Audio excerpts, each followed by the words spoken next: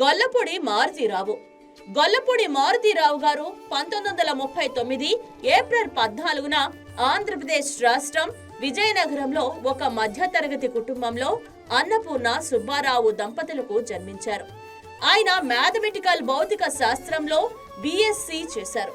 వీరు రచయిత, నటుడు, సంపాదకుడు, వ్యాఖ్యాత, విలేకరి. వీరు తెలుగు సాహిత్యాభివృద్ధికి కృషి చేశారు. వీరు తెలుగు సినిమా రంగంలో మాటల రచయితగాను, నటుడిగాను సుపరిచితులు. సినిమాల్లోకి రాకముందు నాటకాలు, కథలు, నవలలు రాసేవారు. వీరు రేడియో ప్రయోక్తగాను, అసిస్టెంట్ స్టేషన్ డైరెక్టర్ గాను, ఆంధ్రప్రభ దినపత్రిక ఉప సంపాదకుడిగాను పనిచేశారు. వీరు తర్వాత రేడియోలో ట్రాన్స్మిషన్ ఎగ్జిక్యూటివ్ గా ఎంపికై హైదరాబాద్ కు మారారు. మొత్తం 20 సంవత్సరాలు పనిచేసి అసిస్టెంట్ స్టేషన్ డైరెక్టర్ హోదాలో పదవీ విరమణ చేశారు.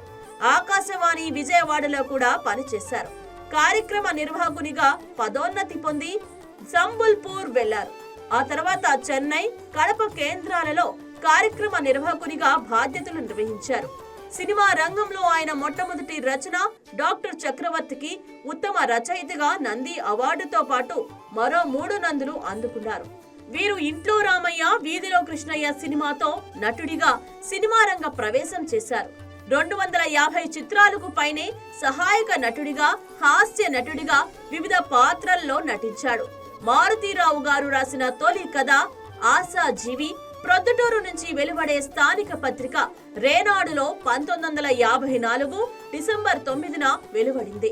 సంసారం ఒక చదరంగం, తరంగని, త్రిశూలం, అసెంబ్లీ రౌడీ, చిరునవ్వుల వరమిస్తావా, ముద్దుల ప్రియుడు, ఆలయ శిఖిరం, ఇన్స్పెక్టర్ ప్రతాప్, ఆదిత్య 369, అల్లుడు దిద్దిన కాపురం, గోల్మాల్ గోవిందం, రెయిన్బో ఆయన నటించిన మరికొన్ని సినిమాలు. మారుతీరావు గారిని ఒక భారతదేశంలోనే కాకుండా వివిధ దేశాలలో అనేక బిరుదులు, సన్మానాలు వరించాయి. ఉత్తమ కథా రచయితగా, స్క్రీన్ ప్లే రచయితగా, సంభాషణల రచయితగా, నటుడిగా 5 సందర్భాల్లో ఆంధ్రప్రదేశ్ ప్రభుత్వం నుంచి నంది అవార్డును అందుకున్నారు. అంతేకాకుండా నాటకాల్లో ఆయనకు పలు పురస్కారాలు లభించాయి.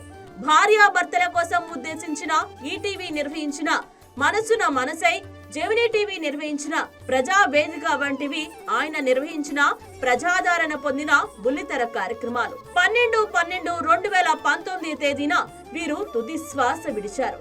ఆ కారణంగా ఈ డిసెంబర్ 12న వీరికి అక్షర నివాళులు సమర్పిస్తోంది మీ వైకే టీవీ ఎంటర్టైన్మెంట్స్.